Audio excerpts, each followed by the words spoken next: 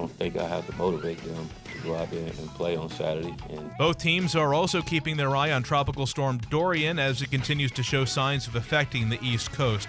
With Jadeveon Clowney and the Houston Texans still at a standstill, the Miami Dolphins are seeing if they can make a trade happen. According to ESPN's Cameron Wolfe, while there is interest from both sides, a deal is not considered imminent. The owner of the Kansas City Royals is negotiating a deal to sell the franchise for a cool $1 billion. Owner David Glass, the former CEO of Walmart, is in talks to sell the team to Kansas City businessman John Sherman. Fresh off of a 3-2 win last night, the Blue Wahoos are off today before heading out on the road for their final series of the regular season. They'll be in Montgomery tomorrow for a 6:35 start time, which you'll be able to hear on ESPN Pensacola. Around the major leagues, the Braves continue their season in Toronto. The Rays are in Houston, and the White Sox are hosting the Twins. With your SportsCenter update, I'm Joe Ford for ESPN Pensacola 1330 FM 99.1. Are you ready for some football? Foosball. Yeah, baby. Yeah. That's right. We are football. ESPN Pensacola 1330 FM 99.1. Get your morning kicked off with the former NFL star on Gulick and Wingo. Wait a minute. You what? Former NFL coach Kay Stevenson. Well, you from Pensacola, weren't you? Yes. Well, Pensacola always had good players. Followed by your favorite college football alumni show. Roll Tide. The mouth of the South, Paul Feinbaum, talks everything college football. The dynasty is not over. And the Sports Drive on your way home. Chad's always good to talk to you. On Friday night, Joe Ford calls the biggest high school football games. College Game Day kicks off the weekend, followed by our very own Davis Allen on the Sports Call. Antonio Brown, I'm having a tough time believing in. And your home for UWF Argonaut football. Keep going. Let's go. On Sunday, join us at World of Beer for the NFL Tailgate Show. The season is here, and we're not playing games. Well, actually, we are. ESPN Pensacola 1330 FM 99.1. That's football, guys. How does a Hothead Burritos bowl piled high with tender, juicy grilled steak get any better? When we couple it with the original partner to any great steak, A1 Steak Sauce. New Hothead A1 Steak Sauce bowls are now available for a limited time. Mouth-watering steak combined with all of your favorite Hothead toppings and finished with A1 Steak Sauce. Try it toasted for the ultimate steak experience. Hit hotheadburritos.com now for online ordering and delivery. Small businesses drive our nation's economy, employing about half of the country's private sector workforce. Here's coffee. Thanks so much. When you shop at local small businesses, you help the entire community thrive. Hello, I'm Senator Marco Rubio. I support local small businesses for the good of our community. Let's help our neighbors thrive. This message brought to you by the National Association of Broadcasters and this station.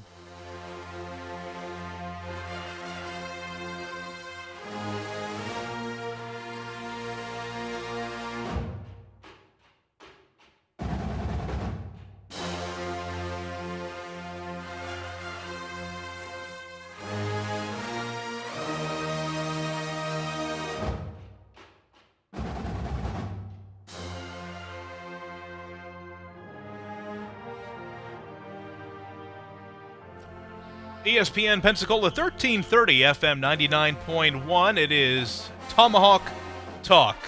Joe Ford and Terry Gross in studio with you as we're all set for week one of the college football season and a big matchup between Florida State and Boise State, and get a real good chance to see the new-look Seminoles with a new-look offense and trying to put the 2018 disaster of a season that was behind them. And Terry, welcome into the studio. Glad to be hosting with this with you every week. Well, I already got a prediction on that game. Yeah. My first prediction on the Boise State-Florida State game, I'm predicting there's a 70% chance the game takes place. Yeah. I mean, we really are watching this Dorian come up the coast, and I saw the memo from the AD, David Coburn, yesterday, and it's a wait and see. It's a little scary. I don't want to put the fans in jeopardy. People will be driving. Saturday night probably looks good. Could be raining, but the forecasts are not in cement yet. Right. But right now, the last I saw was Monday morning in Daytona, which makes it pretty tight. But those fans that are spending the night over Sunday might want to get the heck out of Dodge, absolutely, depending where they're going. And and some would have to head back towards the storm. So I'm coming from obviously here, Pensacola, which gets us away from the storm. But what if you live in Ocala or Tampa or whatever? You'd be going right towards the storm.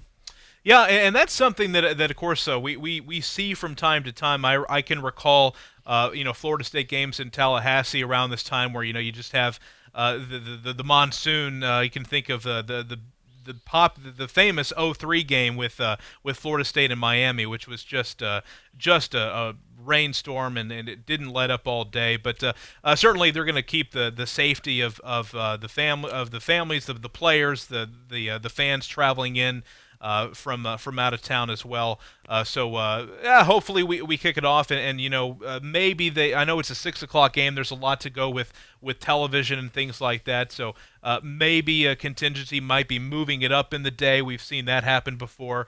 But I certainly hope, and I know that the players and Coach Taggart is raring to go. They're ready to hit somebody in a different colored shirt. Well, before we get too deep into that, let's look in the rearview mirror real quickly, because I know this is the Seminole Hour. I'm a Seminole through and through, but obviously, like most people watched the Florida Miami game, and I think we all have takeaways. But yeah, I have a lot of takeaways. It was a enjoyable game to watch. I mean, as far as excitement, you had excitement, but yet it was an ugly game. It was one of the ugliest openers I've seen on both sides. I mean, when do you see a team turn the ball over 4 times and still win? You just don't see that. 4 times, you're pretty done. But then when do you see another team give up 10 sacks? I mean, so it had a little bit of everything. Both teams got heavily penalized, and so I take no glee in that. A lot of Seminoles, I saw their posts, they're taking a lot of glee because they hate both teams. Yeah. But really, are we going to be any better? Are we going to come out all smooth? And I worry about that, because last year we had a lot of penalties as well. We were a very highly penalized team last year, and that's something else we have to fix if we want to win games. And we were, Coach K and I were talking about this last hour. Is, in my opinion, as we look ahead to the season here, the Saturday games, in my opinion, there are 2 teams that really have much more to gain by winning than other teams do. And I put Auburn ahead of Florida State. I believe those 2 teams, Auburn and Florida State, have much more to gain by a win as opposed to other teams. Now, of course, every game is important. We all understand that. But looking at what Auburn had to deal with last year, they have a freshman quarterback. This is Gus Malzahn's really his last stand, so to speak. And then just looking at Florida State with Willie Taggart under a lot of pressure, a lot of fire, made a lot of changes to just the program overall, and we'll get into that more as the hour goes on. But I put Florida State and Auburn kind of 1A, 1B in terms of week 1 really matters more to them than opposed to other teams playing this weekend. Well, not only that, but some of the early matchups are very lopsided. So Georgia Tech, Clemson, that's going to be pretty ugly, I think.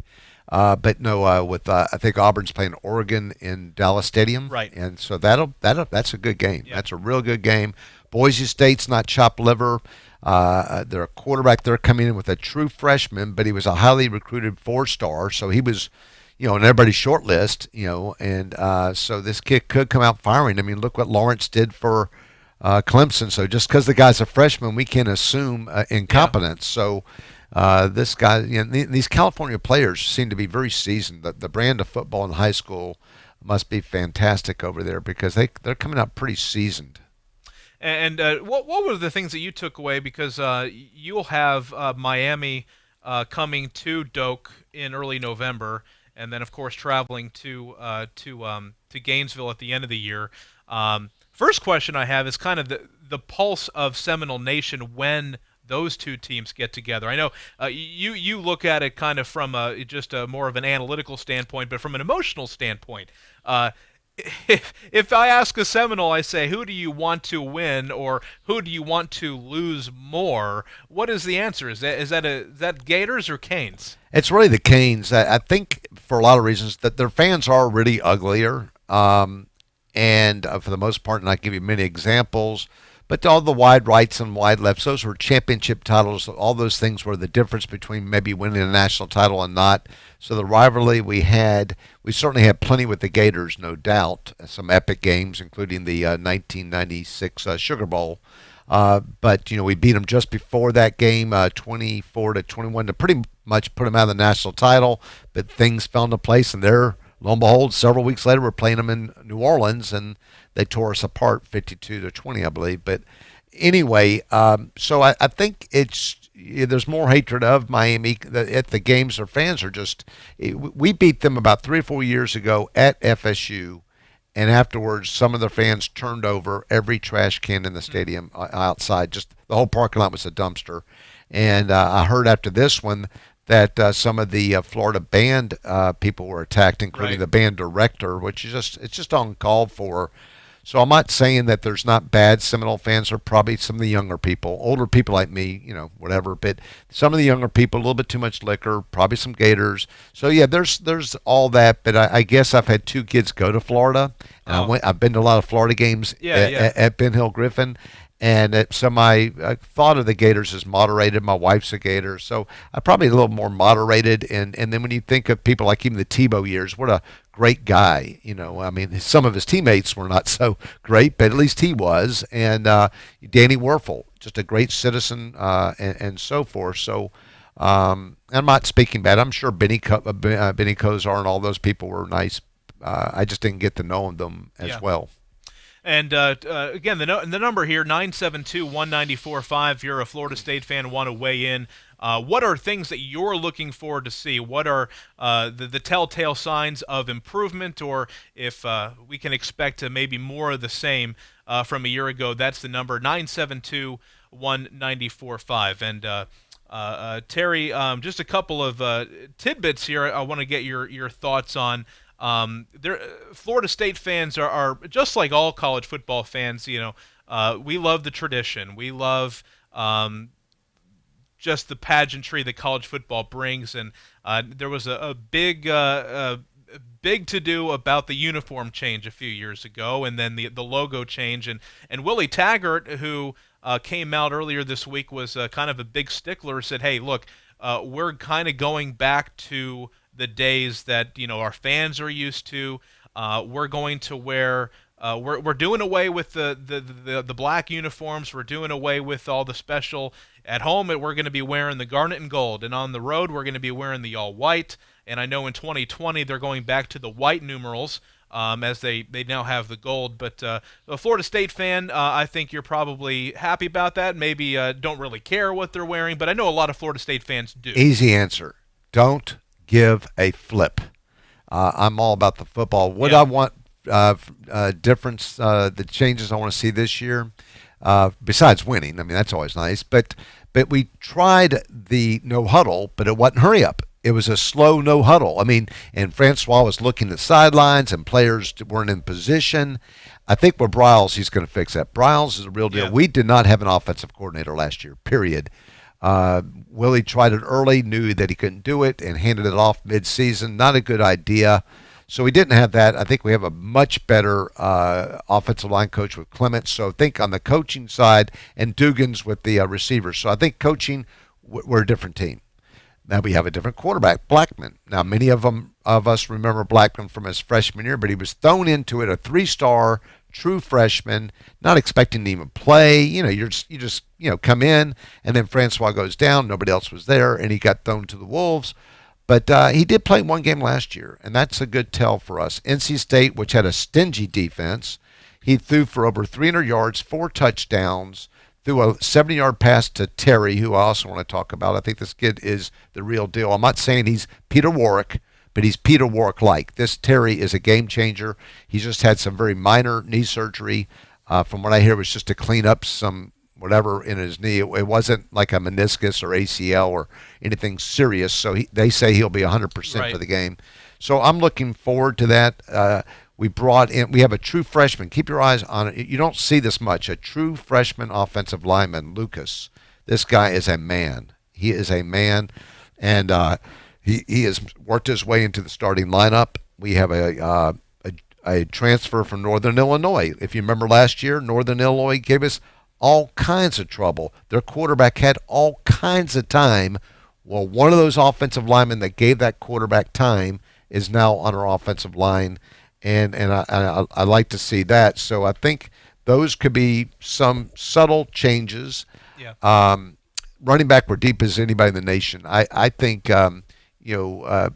Akers did not have a great season last year. He had a great freshman season, but he had a bum ankle most of the season. And then Laybourne, who's really good, ended up in knee surgery.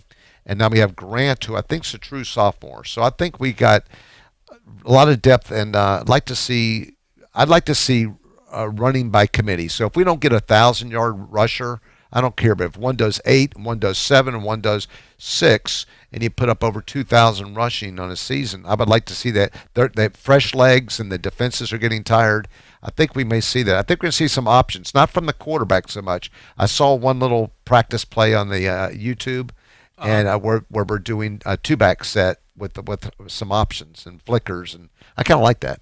And the other thing that Kendall Briles was kind of known for during his time at Baylor was the wide receivers were split way out wide and trying to create mismatches and trying to get guys into space. So for Florida State fans, I think that's something that will look different. That not a lot of teams do that, but I think if you have the athletes to make it happen, which I think Florida State certainly does on the outside, getting guys into space. When you have, because we can look at the schedule all day long and see who should we beat, who should we not beat. But if you're able to out athlete guys and you're able to get them into space against guys who are not quite as athletic to create those matchups, that I think is what Kendall Briles is going to bring to the offense that they haven't had recently.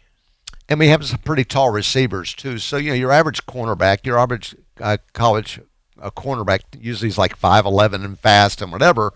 And if we can throw some 6'3", 4 receivers at them and get those one-on-ones, and you've seen it with the alley-oops almost, just get them one-on-one with the taller receiver, that could help. But, yeah, I like all that. I think we're very deep at receiver. I'm really worried, obviously, about the offensive line. I think we ended up 289 out of 300 last year. I mean, horrible. I mean, just a horrible. I mean, I can't think of anything much worse. Yeah. And we did lose Dickerson, who may start for Alabama. That's a weird twist, isn't it? So we lose one of our. But he was injured for us a lot. Didn't play a lot of games last year. Injured his whole career. I wish the kid well. Hope he does well. So offensive line, question mark. Defensive line, really a question mark, and I'll tell you why. Because we're going to a 3-4. We've always done a 4-3, so this 3-4 is kind of weird. We have Marvin Wilson, who will be playing on Sundays, and we're going to try to use him a little bit differently. And then we're moving our so-called edge tight ends to kind of linebackers, and probably going to blitz more with a three-man line. You got to. And I'm hoping that works. I just don't know. It seems like an experiment. I don't know the result of, will that work? I don't know.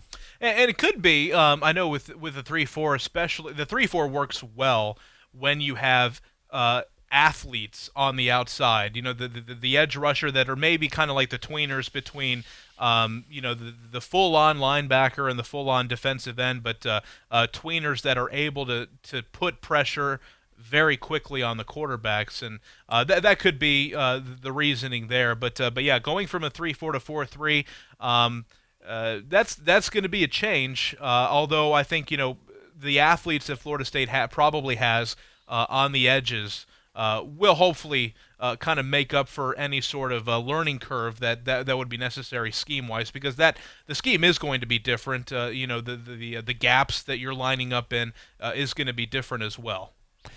And if you look at special teams, the kickoff rules change. So kickoffs aren't what they used to be. Most of these kickers just kick it out. Most of the time it's a touchback. It's rare that you see but on the punt returns, we did not do very well on punt returning, with a few exceptions under the Jimbo Fisher era. This DJ Matthews, he got some reps last year. He's capable, and I'm hoping to see some of those big plays that we used to see. FSU seemed to always have some great kickoff returns back in the day. We'll take a quick time out here and come back with more. You're listening to Tomahawk Talk. Terry Gross and Joe Ford in studio. We had the press conference with Willie Taggart at the beginning part of the week. We'll hear what he has to say about the quarterback battle. Of course, James Blackman named as the starter and one of the team captains as well. We'll talk about that coming back and dive deep into Florida State, Boise State. You're listening to Tomahawk Talk, ESPN Pensacola 1330, FM 99.1. Hi, this is Terrence A. Gross. Did you know that there are over 93,000 attorneys in the state of Florida? Both myself and my partner Charles Schuster are two of only 1,000 attorneys who are board-certified civil trial lawyers in this state. Our law firm handles only people that have been injured due to the negligence of another. If you need a personal injury and wrongful death attorney, call Gross & Schuster at 434-3333, 434-3333. You can also visit us at our website at grossandschuster.com. School's back in session, which means your ride better be ready. At AutoZone, we've got the Duralast batteries you need to drive with peace of mind. They're proven tough, even in the most extreme conditions. That's because they're designed to improve performance and provide your ride with a powerful startup. And they're available only at AutoZone, America's #1 battery destination. Visit us at AutoZone.com and start the job fast with free same-day in-store pickup. Based on data from the MPD Group Incorporated, car care track 12 months ending December 2018. Get in the zone, AutoZone. Tired of waking up hot and uncomfortable? Start sleeping cool on the reinvented Tempur-Breeze by Tempur-Pedic. It's engineered with a revolutionary cooling system that pulls excess heat away from your body and allows maximum airflow. Sleep deeper all night and wake up more refreshed every morning. During our Labor Day event, enjoy a special savings of up to $700 on adjustable mattress sets. Find a retailer today at Tempurpedic.com. Football season never ends on Talk Football with Coach K. Stidham is tearing it up at New England. He may well be the incumbent to Tom Brady there. Former head coach of the Buffalo Bills, Coach K brings his expertise as he breaks down the game, the players, the coaches, and the front office. Plus, high-profile interviews from the biggest names in football. Talk Football with Coach K every weekday from noon till 1 on ESPN Pensacola 1330 FM 99.1. Sports are live and local on ESPN Pensacola 1330 FM 99.1. Be a part of the show. Call or text at 263-1330.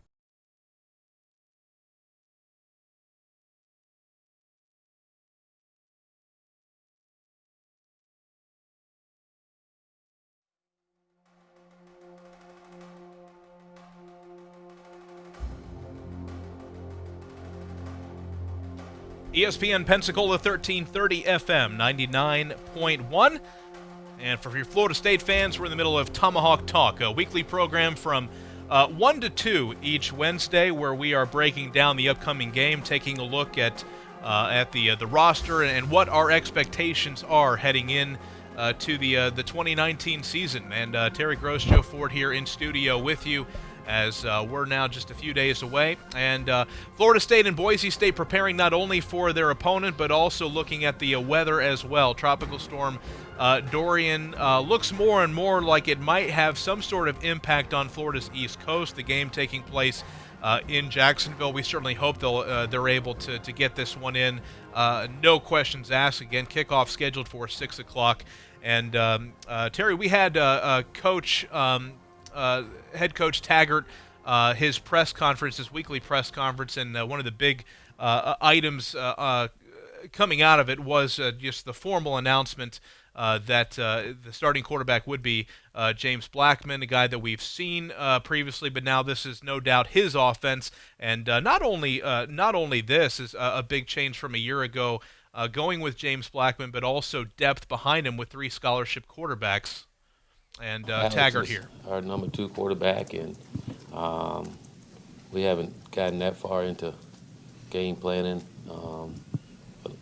and playing 2 quarterbacks and all that. We just figured out who was the number 1 quarterback. Now we're gonna move on and keep going, but we feel good knowing that Alex can go in there and execute our offense, and we'll be pretty good. And Alex Hornibrook, who is listed on the depth chart as the number 2 quarterback there, I think is a really important transfer. At the very least, if something were to happen, God forbid, to James Blackman, a guy who has a full season of starting experience against Big Ten defenses, so that could go a long way to helping Florida State reach their goal, something that they didn't have last year. True, and you need that, and especially if our offensive line is porous like it's been the past 2 years. Francois had to run for his life and took a lot of hits and so forth, and so did Blackman his first year. So even though he was thin in nature, I mean, he came to us about 159. He probably played as a freshman in his 160s. Word on the street, he's now 192.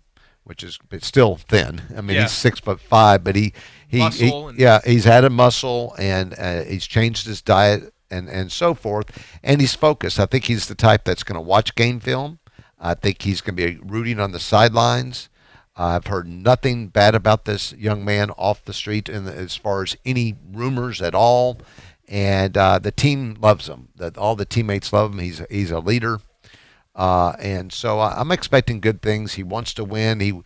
He's always been like the underdog, the 3-star and whatever, and he wants to prove himself. So yeah, everybody knew he was going to be the starter. It was no mystery. They just delayed in naming it.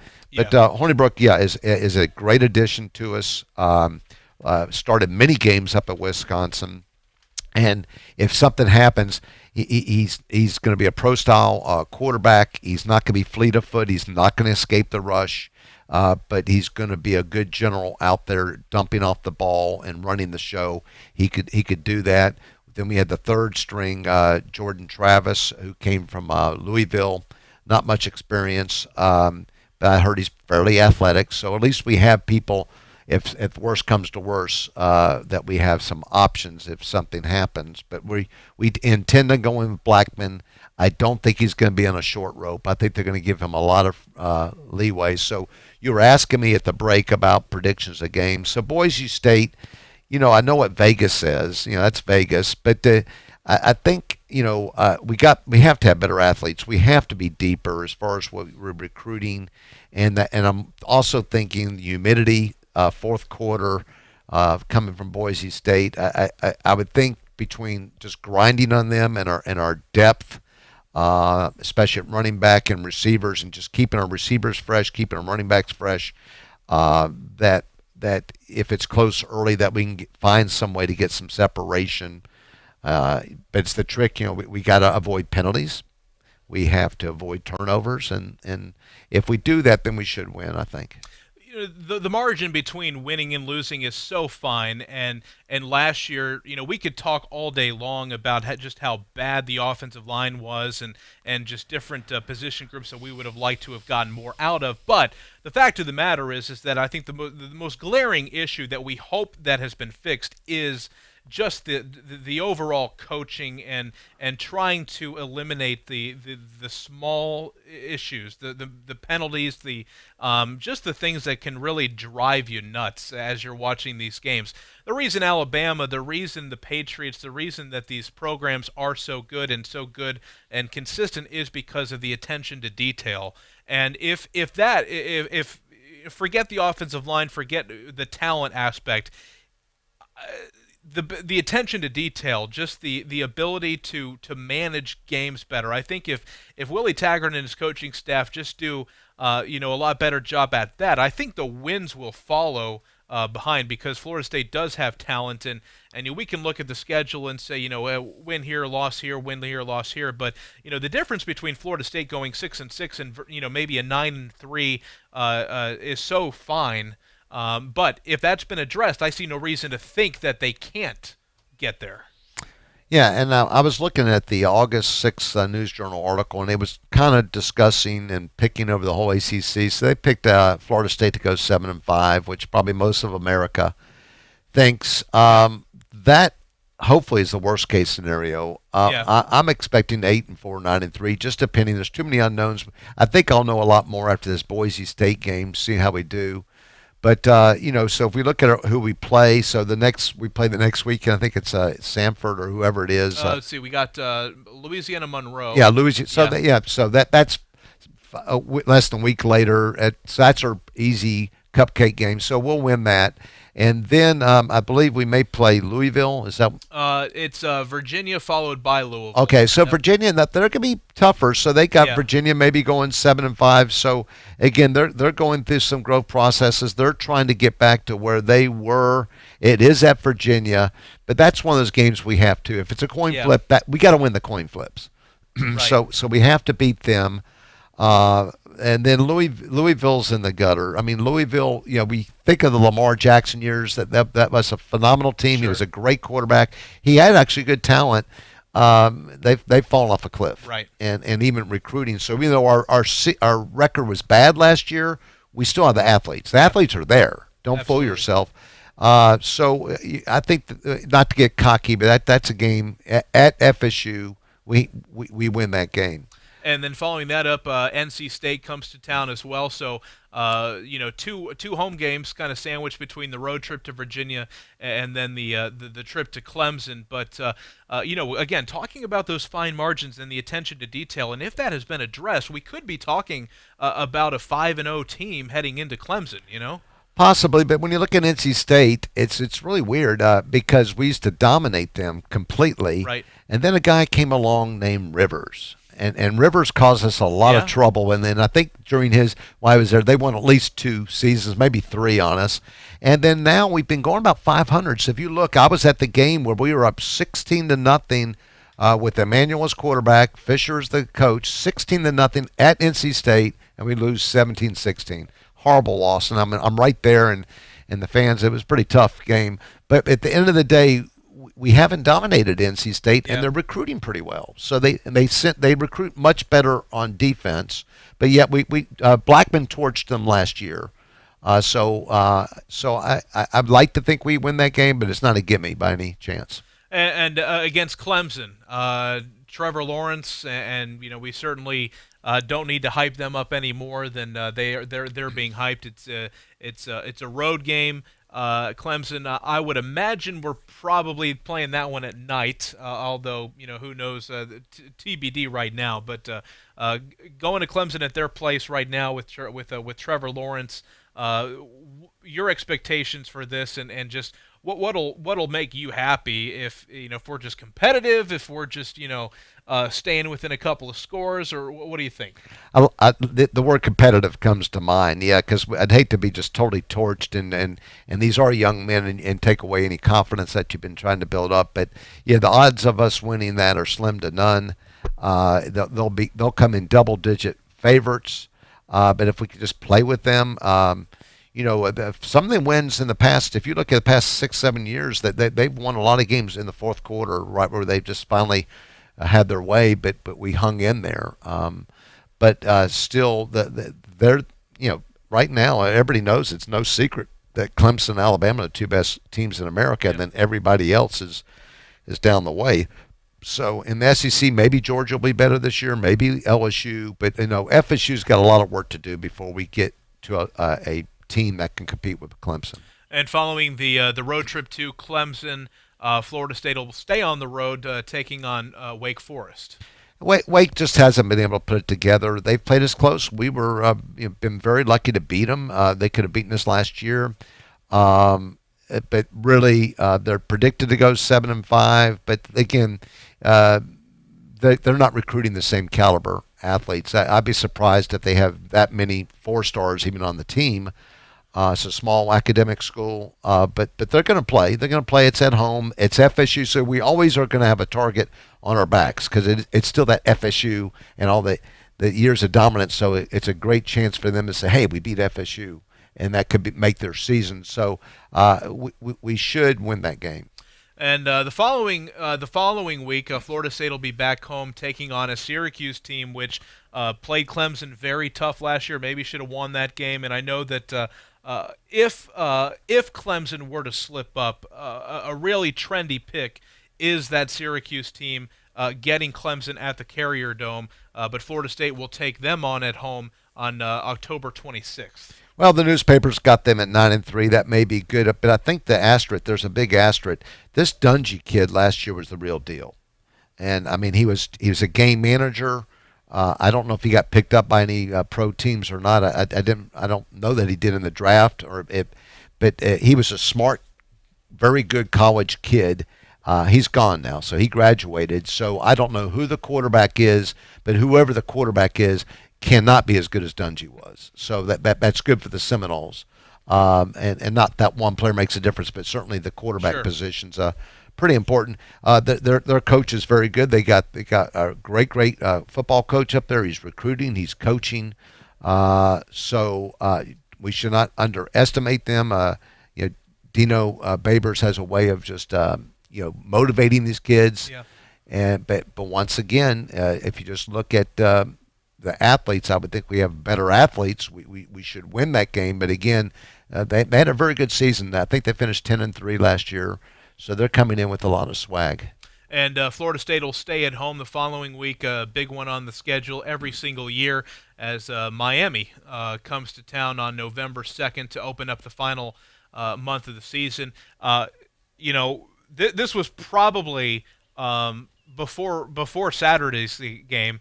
This may have been more of a coin flip. Now, again, we haven't seen Florida State yet, but from Miami's perspective, good players on defense. I think they have a quarterback that they certainly will like and can build around in Jaron Williams. The offensive line, that I think is, looking a few months out, they'll be improved. But starting a true freshman on the left tackle, starting a redshirt freshman on at right tackle, their offensive line is going to be a problem for them throughout the year, I think. So this one, again, another one of those coin flip games, certainly not a gimme by any stretch, but I would give Florida State the advantage here at home.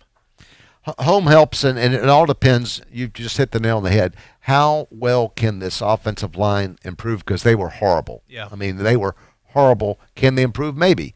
This quarterback, you could tell he was athletic. You could tell he was very athletic, and he beat out the Ohio State quarterback who transferred, thought he had it done, in his, what's that, Martell? Tate Martell, yeah. Martell. So he beat him out, and I could sort of see a little bit of that, but like most young quarterbacks, what did he do? Held the ball way too long, too many times, and took some deep sacks, and he was lucky he didn't get more turnovers. He fumbled the ball a lot. It so happens that Miami people recovered it, so it kind of statistically didn't look that bad, but he fumbled at least 3 times. So he was giving the ball up, and he was trying. So he's one of these kids he's going to try, and probably in high school, these guys coming to high school can shake and bake and run. It ain't going to work at this level in college, not in Division I. So some of those moves he was probably getting away with in high school is not going to work in college. And following the home game against Miami, Florida State back on the road the following week, November 9th, they'll be taking on Boston College. And Boston College, another tricky place to play. Oh, I was there 2 years ago at Boston College. I don't walk out on FSU games. Third quarter, I think they won 39-3. It was so ugly. Our team gave up. I figured if they're giving up, because they gave up. I've never seen an FSU team roll over, and they just rolled over. It was Jimbo Fisher's towards the end of his season, and I walked out, mid fourth quarter, and it was just that bad. But they're good. They're a team that doesn't have all those 4-star players either. Yeah. But they play above. They always have a big line. They get these big lines. Everybody that Notre Dame doesn't take goes to Boston College. They get these big corn-fed guys up front. So they always have a stingy front line. The quarterback, whoever he is, may not be the greatest, but they have time. And then they got A.J. Dillon. I think A.J. Dillon's coming back. A.J. Dillon's going to be playing on Sundays. Another running back that will be playing on Sundays. Absolutely. And another thing Boston College is they always seem to have a running back who you never heard of, but until they go for about 1,400 yards, and then he's another good running back just kind of through the pipeline there for Boston College. Alabama State will sandwich in between Boston College and then the big road trip to end the year at Florida. Yeah, Florida, that game, a lot of times the records don't mean much, but we really owned the Gators up to last year, and the Gators had the momentum, so, right now, if you get where they are, they played ugly, but still won, so they're a top 10 team right now. They got athletes. I mean, they got plenty of athletes. Felipe, I don't know. I'm not a big fan of his, but he threw a wonderful pass. That one pass down the middle, 70 yards, whatever, in the air, boom. Right. And he had a nice quarterback sneak for a touchdown. But then he does these other things. So if the coach, I saw the coach chewing on him, Felipe. So he needs to mature himself. They got plenty of athletes. They can match FSU's speed for speed. I think it's at Gainesville this year. Yeah, that's a big thing. And really, the home field with that rivalry is at least a touchdown so the fan base. So it doesn't matter how bad our year is, the Gators will be there just to see if the Seminoles can get destroyed again. And we played with them actually last year to the first half and then rolled over. In fourth quarter, they steamrolled us. Yeah. So let's look at the year ahead. What are your thoughts? You can give us a call, 972-1945. We'll take a timeout, come back with more. You're listening to Tomahawk Talk, ESPN Pensacola 1330, FM 99.1.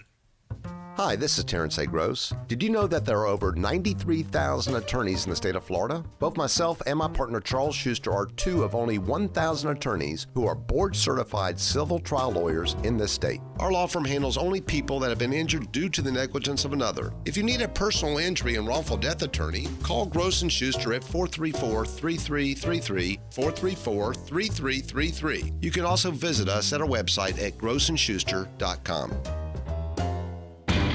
Lowe's is here to help pros like you save with special Labor Day savings going on now throughout the store. Like $45 off 5-gallon pails and $15 off gallon cans via Lowe's gift card rebate when you buy select interior and exterior paint and stain. And get up to 40% off select appliance special values with 4-piece kitchen suites as low as $1,160. Whatever you need for your next job and any job after, do it right for less. Start with Lowe's. Paint offer valid through 9/4, appliance offer valid through 9/11, U.S. only. All right, it's time for some straight talk. You wouldn't pay $100 for seats to a baseball game where you can get the same seats for $50. So why pay more on your wireless when you can get the same 4G LTE networks for up to half the cost? For $45 a month, get our unlimited plan with 25 gigs of high-speed data from Straight Talk Wireless. No contract, only at Walmart. Savings may vary. See terms and conditions at straighttalk.com. Sports are live and local on ESPN Pensacola 1330 FM 99.1. Be a part of the show. Call or text at 263-1330.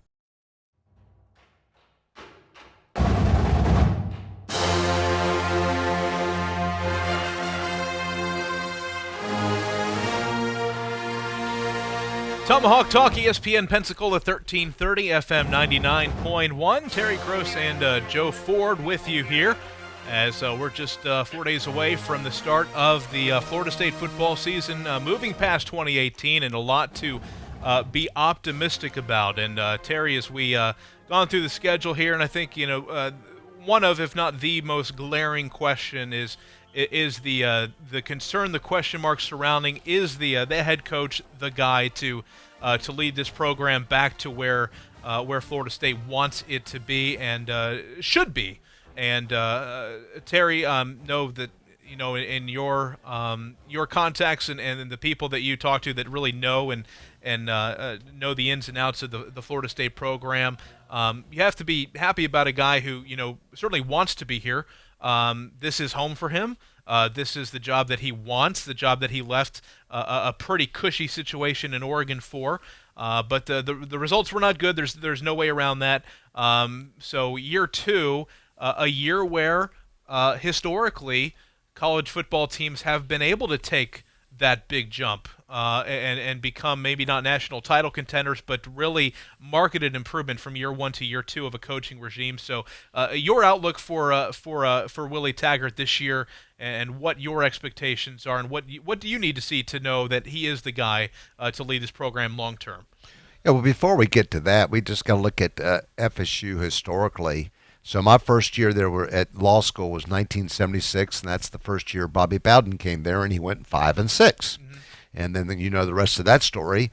But again, we have a tradition of keeping coaches. We have not been a coaching carousel. You look at Mike Martin. They just retired after 25, 30 seasons as head coach in baseball. Hamilton's been our head coach in basketball for a long time. So we didn't fire Jimbo. Jimbo left on his own volition, and he was there, a fair amount of time. But anyway, so I think the Seminole Nation will be very patient. I know that the AD and the boosters are behind him. He's a solid person. He's worried about the kids' grades and graduation rates. But we've got to win. You got to win. Yeah. We know that. So I would say if he has a 7-5 season as predicted here, that will keep him sort of on the hot seat. I mean, 7-5 is not where we want to be. We're not looking to be bowl eligible. That's not the Seminoles' goal in life. 8-4, rebuilding. I think people will be more content after going 5-7 last year, and then 9-3 will be elated. I mean, so nobody's expecting to win the ACC title. Nobody's expecting to beat Clemson this year. That's like believing in the good tooth fairy. But if we could just use it building and for recruiting and build on that and get back in the next 2 or 3 years where we can compete with Clemson again. And compete for the ACC championship. So, that's what we're looking at, and just getting a new class of kid in, and maybe less prima donnas. We've had a lot of 5 stars that you recruit and never played it down. We have Malik Henry that's been all over. Never really played for us. Rouse was a 5-star receiver, never played it down. The list goes on and on. So just getting kids that want to play and maybe excel. I love this Keyshawn Hilton from Pensacola, 3-star. Nobody wanted him, no offers, and he is a player. Just watch him this year. A little slot back, a little slot receiver. I think he'll surprise you, and he plays with a lot of heart. So I think that's the players are looking for. But but unfortunately with football. You have to win. I mean, you could be the greatest guy in the world, have the greatest graduation rate, and whatever. At the end of the day, you have to win some games. One thing, and we had Willie Taggart at his press conference, but they also, of course, put out the first depth chart of the season, and Florida State fans are familiar with the big names, the Marvin Wilsons, guys like that, the Ricky Aguayos. But one thing that kind of struck me, and this can be both a blessing and a curse, where a lot of young guys scattered throughout the depth chart, and I say curse because we don't really know, they haven't been in a lot of game experience, but if these are guys that are all out guys, if they the talent is certainly there from all over the state of Florida, if they have bought in, and if they rally behind, and they're not going to quit on a head coach, a coaching staff, you could have, really the foundation for years to come when you have that many guys who are able to play. And while I wouldn't necessarily expect a whole lot of rotation, a whole lot of playing a lot of the young guys in this particular game, because this is Boise State, this isn't a game that you're going to necessarily roll your helmet out and win, but that'll be an interesting storyline to me, is how many of the young guys that they're able to kind of roll through, cycle through, and get some valuable experience heading into ACC territory. And if they are good, and if they are able to kind of stand out, that what a team we could be talking about a year or two from now, just as continuing to lay the foundation and the building blocks for something much bigger. True, and there were a couple players that put their name in the portal, and they were probably juniors and seniors.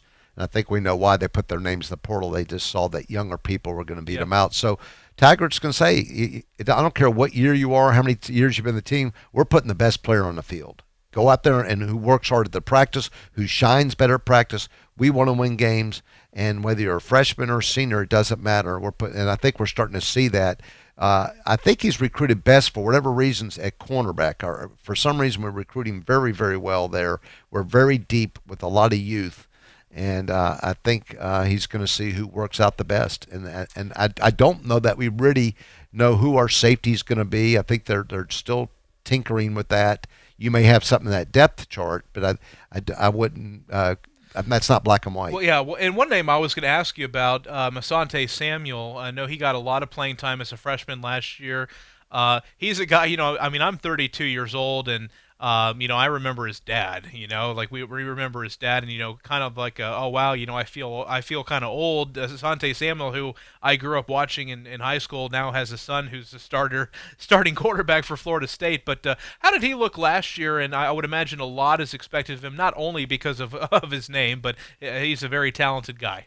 Very talented, but unfortunately, if you watch closely last year, we would, first down, hold them pretty good. Second down, and all of a sudden, a chunk plays. There's a tight end in the middle of the field. Nobody's within 15 yards of him, catches it, and then, of course, they zoom in and tackle him. It wasn't just Samuel, but we had some holes, and I think it wasn't a lack of athleticism. It was being at the wrong place, wrong time. So I think we have to have better pass coverage and not give up these chunk plays. It's one thing if a guy catches it and you're all over him. Yeah. Good play. We'll applaud you. But when you have a receiver downfield that's nobody's within 15 feet of you, there's something wrong. We're going to take our final timeout, come back, have our official predictions here for Florida State and Boise State. If you want to get in on the conversation, 972-1945. We'll be back in a moment. Tomahawk Talk, ESPN Pensacola 1330 FM 99.1. Hi, this is Terrence A. Gross. Did you know that there are over 93,000 attorneys in the state of Florida? Both myself and my partner Charles Schuster are two of only 1,000 attorneys who are board-certified civil trial lawyers in this state. Our law firm handles only people that have been injured due to the negligence of another. If you need a personal injury and wrongful death attorney, call Gross & Schuster at 434-3333, 434-3333. You can also visit us at our website at grossandschuster.com. If you're a small business owner, there's no better place to find the impact hire to help your business than LinkedIn. LinkedIn Jobs takes the time to learn more about who you're looking for and then recommends qualified candidates from their community of engaged and career-minded people, candidates who you likely won't be able to reach anywhere else. The truth is, over 70% of the U.S. workforce is on LinkedIn, and posting your job on LinkedIn gives you the best chance of finding and starting a conversation with your next star recruit. It's no surprise a new hire is made every 8 seconds using LinkedIn. So build your winning team by posting a job on LinkedIn and visit linkedin.com/sports to get $50 off your first job post. That's linkedin.com/sports for $50 off your first job post. linkedin.com/sports. Terms and conditions apply. This is Davis Allen, co-host of Sports Call with Davis and Justin. Catch Justin, Patrick, and me every Saturday from 11 to 1. College football is finally back, so join us this Saturday from 11 to 1 on ESPN Pensacola 1330 FM 99.1. ESPN Pensacola is now on 1330 FM 99.1. We're still doing this, right? This is actually happening. We're going to let this happen. You can also listen anywhere. ESPNpensacola.com. Sports are live and local on ESPN Pensacola 1330 FM 99.1. Be a part of the show. Call or text at 263-1330.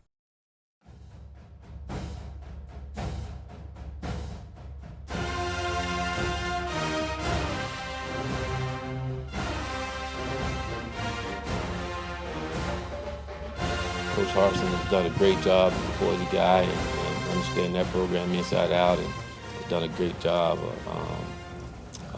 with his program. And I think we all understand Boise and what they're capable of doing. They're a well-coached football team.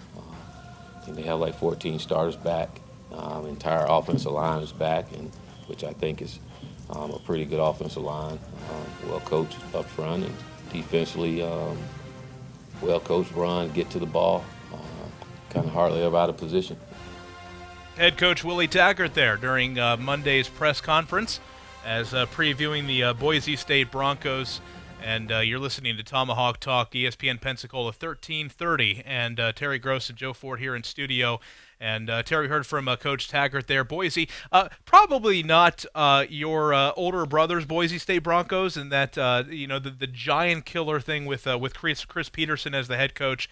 So probably not at the level as they were maybe a decade ago, but still very solid program. You look at recruiting out west, Boise State's getting a lot of guys who probably were overlooked at bigger programs and have been able to make a career, and they've put a lot of guys into the National Football League, and certainly not going to count them out given the history of them against the so-called giants of college football. We heard from there 5 starters returning on the offensive line. So for a good task here for the defense right off the gate here, especially switching from a 4-3 to a 3-4. So a tough task right off the bat. Yeah, so my predictions are I got 2 predictions because the weather, we have to look at the weather. So presuming that we beat even the edge of the storm and it's not raining, something just tells me that Blackman's going to pass well. I just feel it. I just feel it. Between the new offense and even getting rid of the ball quicker. So even if your offensive line isn't up to par, you could cure that by getting rid of the ball quicker. And I'm hoping between Briles and some maturity, because as a freshman we did see him just hold that ball too long, which most young quarterbacks do. So if he can just get rid of the ball, and if we have these, I'm hoping we could dump off to these running backs. Cam Akers has great hands. So, I mean, he's a receiver, too. So, and like I already talked, Keyshawn Helton, so with some, just if you get in trouble, some safety valves, whether it's a called play or not a screen, but and maybe they will run bubble screens. I don't know. But at the end of the day, something tells me that he can pass on them. I think we can run on them. So that much is good. If we get a lot of rain, well, it pretty much takes away your passing game on both sides. But then I like our bevy of running backs. So, and I can't remember. I've been in that field. I don't know about you. Is that AstroTurf or I real believe grass? It's natural grass. Yeah.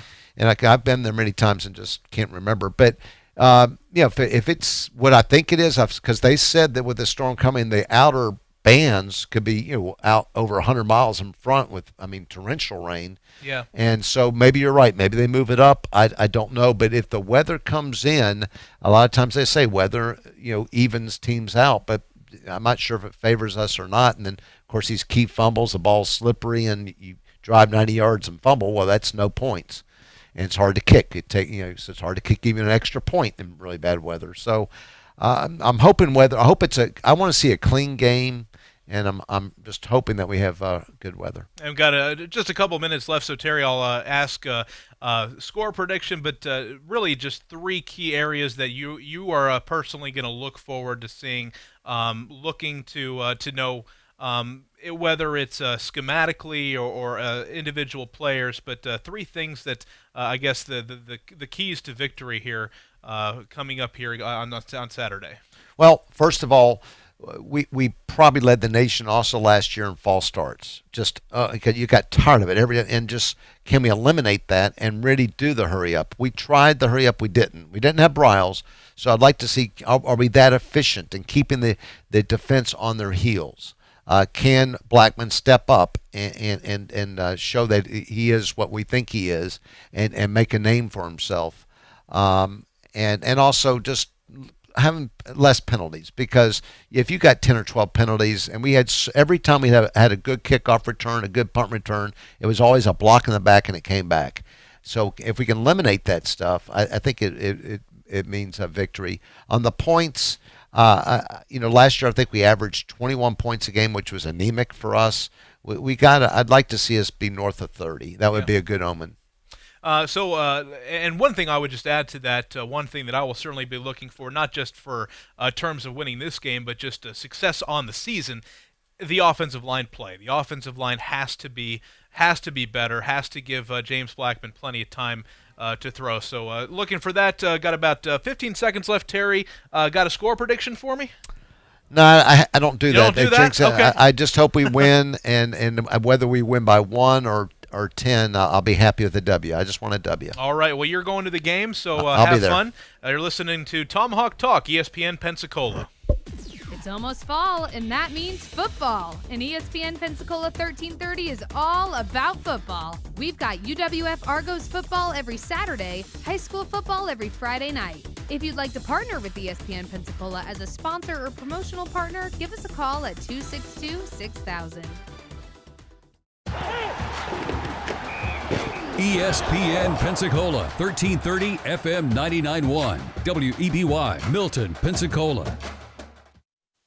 All them dogs are counting down, about to put the anchor down. Hotty toddy, who's it gonna be? Cowbells and swamp, the Aggies wrong. There's nothing like the SEC. The weekend's full of surprise. Hit 'em with the flex. From Williams Spice to Death Valley. On the Fine Mom Show, Paul's on the roll. If he don't get the best of me, call Paul. Alabama. It's your show, go ahead. He'll make sense of it all. You got a damn burn crappy attitude. Needles up on Rocky Top, the Razorbacks are hard to stop. War Eagles soaring in the wind. Let me talk, Danny. Okay, go. Tigers rocking in Missouri, Wildcats are grinning too. Talk about the tide that's rolling in. The weekend's full of surprises. From big upsets to rivalries. On the Fine Mom Show, heads are gonna roll. If they don't get the best of me, we'll call Paul. He'll make sense of it all. I really don't know where to go after that. Don't take those calls. I could give you my address and phone number if you're ever in this neck of the woods.